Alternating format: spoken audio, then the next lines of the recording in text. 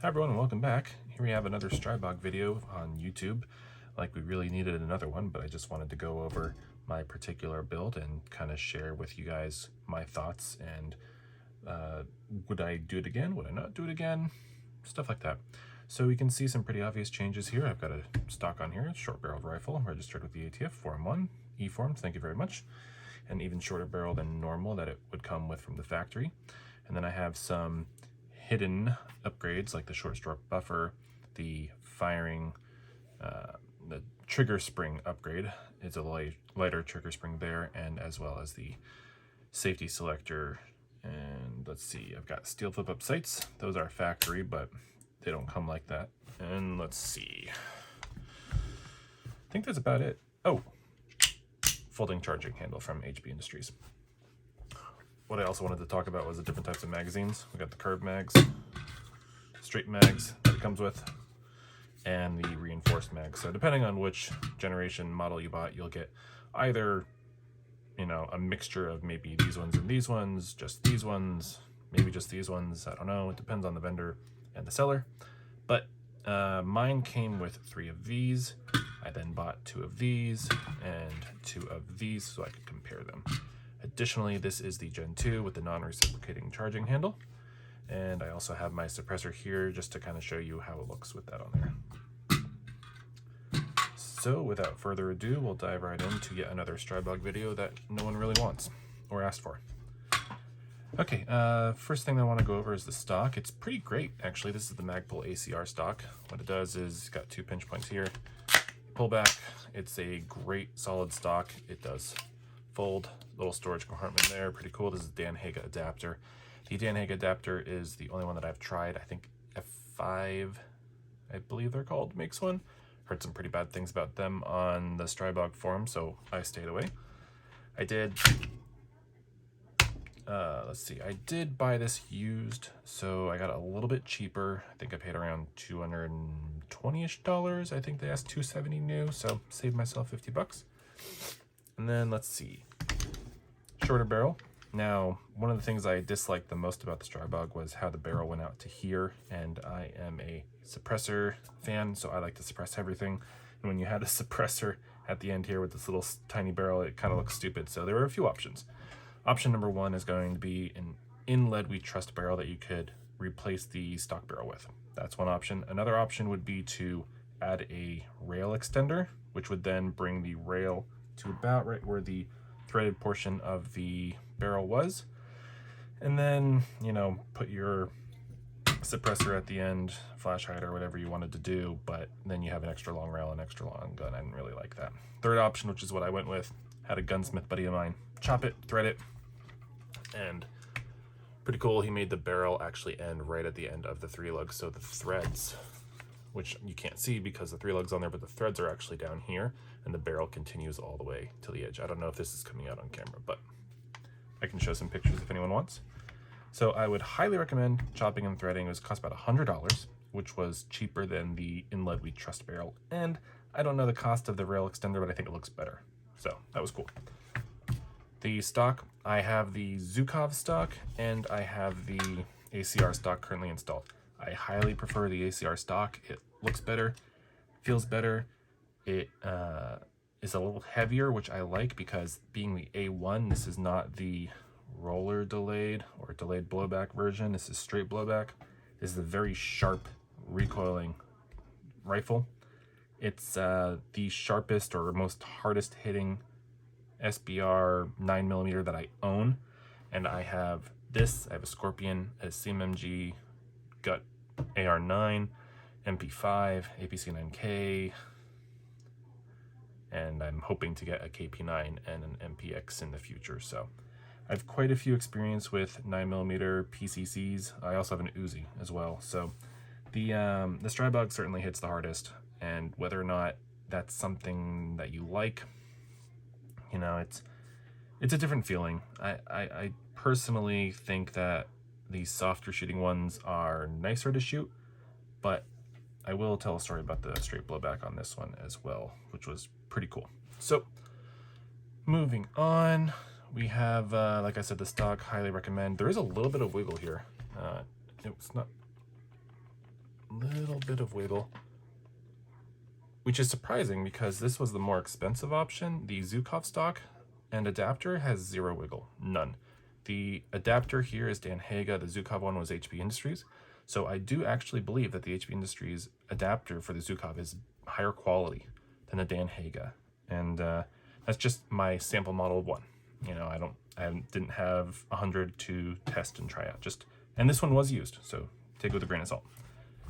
Next up I wanted to talk about was the safety selector. Now the stock safety selector is pretty garbage. I know a lot of people like to change out the lower to like the Scorpion lower that takes Scorpion mags, which gives you a much better safety selector, but not wanting to do that, wanting to stick with the Stribog magazines. I didn't like what it came with, so I got this from HP Industries. I think it's about $20 to $25. It's better than stock, but it's not good. It's just better than the garbage that was on there.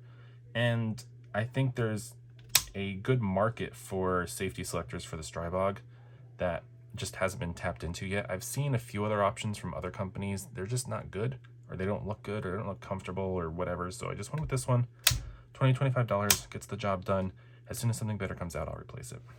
Plain and simple.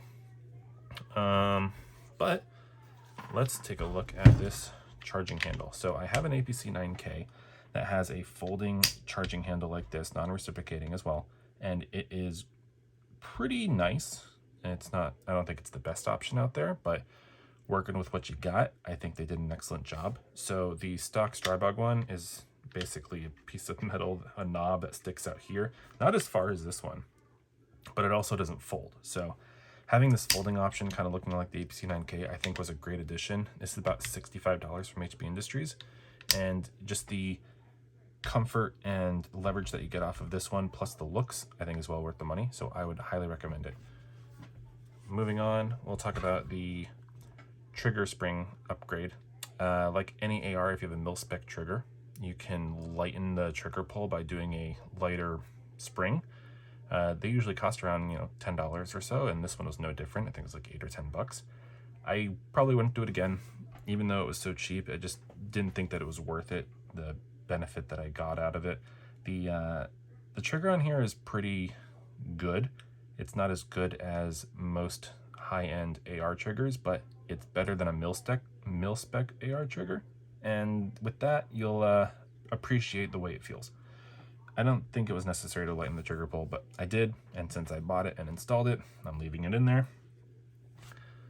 Next up, talk about these little guys, these little flippy boys. So from the factory, they are plastic, and within, I want to say, 1 or 2 range sessions, the hood protector on my front sight actually snapped off. So it broke off about from here to here, so I was missing about half of it, and that was unfortunate. It looked stupid. Now from the factory, they actually give you a spare set of plastic ones, but I wasn't going to go through the trouble of installing another plastic one that's just going to break again. So I got the steel ones, about $40-ish, I want to say. They are factory, and they're useless. They don't line up with the ACR stock at all, so there's really no point. But I also didn't want a broken one, and I didn't want to keep replacing broken ones, so I went with the steel only because what they gave you from the factory was terrible. Beyond that, I do have a short stroke buffer in here. It makes it feel a little bit snappier when you are shooting it, and that's